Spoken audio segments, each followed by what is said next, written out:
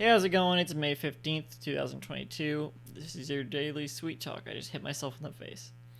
Um, when YouTube started, it was how a lot of the internet started, where it's kind of how they say a wild west. Um, newer stuff on the internet doesn't really start that way anymore. It's more sanitized, something like TikTok, Vine even.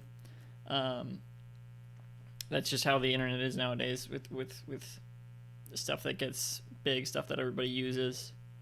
Um, it's not all like forums, everyone for themselves.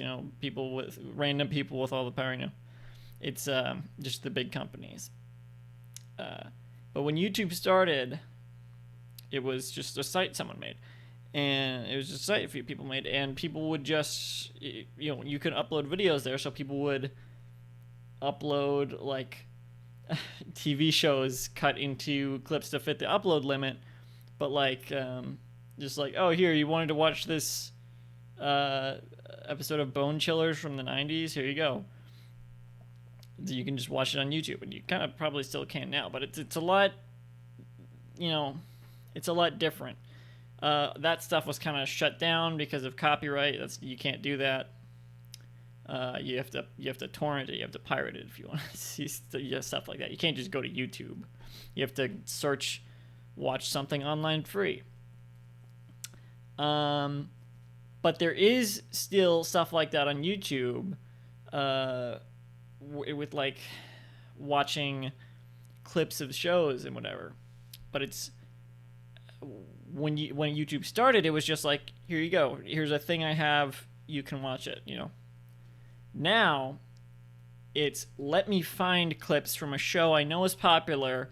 I'll put it out there and make it as clickbaity as possible. Make it as interactable as possible. Like, people will want to engage with the content, even though I had nothing to do with it.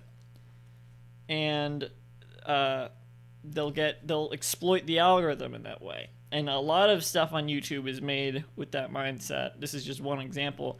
And of course, it's not just YouTube. It's just the internet in general. The few sites that make up the internet these days, there's stuff like this all around. And it's not just re-uploading clips.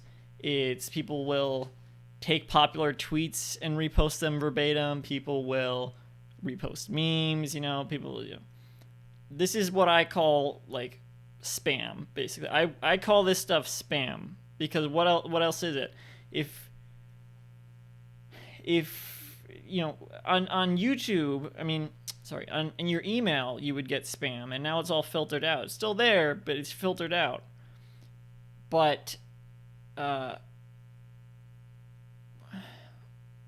not the case when you're looking at social media or the internet in general.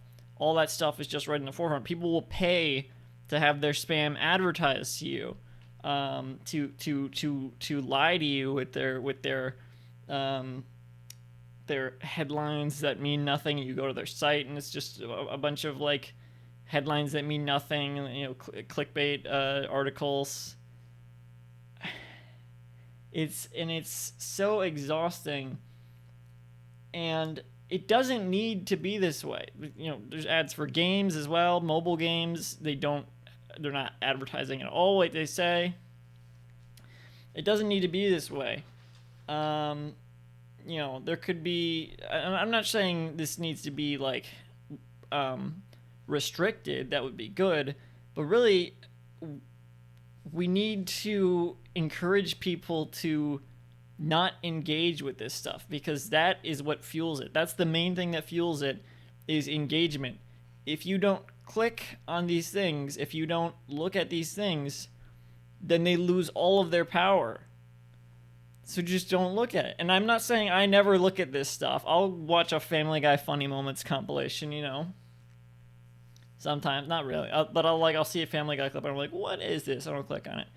But you just need to try to do that as little as possible. I'll see people, I'll be in a car with someone and they're watching this like a clip from a sitcom re-uploaded with a funny thing written on it. It's like, it's just spam. Don't engage with it, because it's ruining the internet.